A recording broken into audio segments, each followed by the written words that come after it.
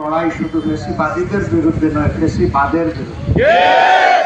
সেই ফেসিবাদ পুরাতন হোক আর নতুন হোক, এদেশের জনগণ কাউকে ছাড় দেব না, আমরাও ছাড় দেব না।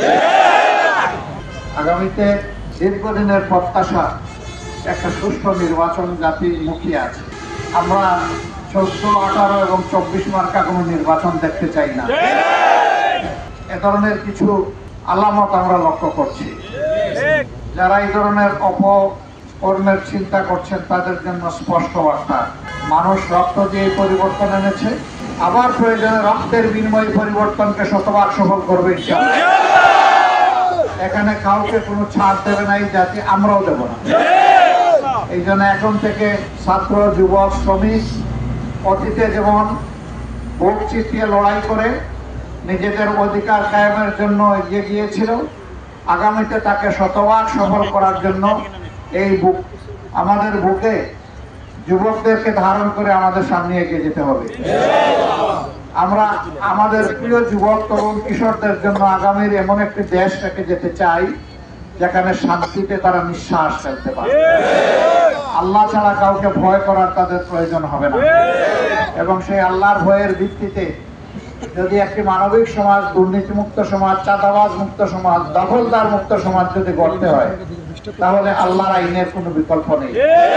আমরা আল্লাহ সেই মহান আইনের দিকে, মানবিক আইনের দিকে সবাইকে আহ্বান জানাচ্ছি। ইনশাআল্লাহ আরো দেখা হবে, লড়াই আমাদের চলবে। যতদিন ফেসিবাদের সামান্য অস্তিত্ব বাংলাদেশে থাকবে, ততদিন আমরা বিশ্রাম নেব না ইনশাআল্লাহ। এই লড়াইয়ের জন্য তৈরি আছেন আপনারা? আগামীতে যে কোনো ফেস্টিভাল নতুন পুরাতন বুঝি না, এই ফেস্টিভাল বিশেষ করে যেই যুবকরা মুক্তিকে রক্ত দিয়ে, জীবন দিয়ে আমাদের কাছে বাংলাদেশকে আমানত রেখে গিয়েছে, আমরা সেই রক্তের সাথে কাউকে বেইমানি করতে দেব না ইনশাআল্লাহ। তাদের রক্তের পূর্ণ পবিত্র মূল্য আমরা পরিশোধ করতে চাই। আমরা চাই এই ধরনের রক্ত যেন এই জাতিকে বারবার দিতে না হয়। কাজে আগামী নির্বাচন সুস্থ হওয়ার উপর সেটা নির্ভর করবে। আমরা যেন তেন কোনো নির্বাচন চাই না। বাংলাদেশের বিভিন্ন জায়গায় ইদানিং রাজনীতির নামে যে অপকল্প আর উৎপাত আমরা লক্ষ্য করছি, আমরা সংশ্লিষ্ট দলগুলাকে বলবো, সাবধান হন, নিজেদেরকে সামলান, নইলে জনগণই আপনাদেরকে সামলিয়ে দেবে। সবাই ভালো থাকবেন, আগামী লড়াইয়ের জন্য প্রস্তুত হন। সেই লড়াইয়ে কোরআন বুকে নিয়ে আমরা জিতবো ইনশাআল্লাহ। বাংলাদেশ জিন্দাবাদ, বাংলাদেশ জামাতে ইসলামী জিন্দাবাদ।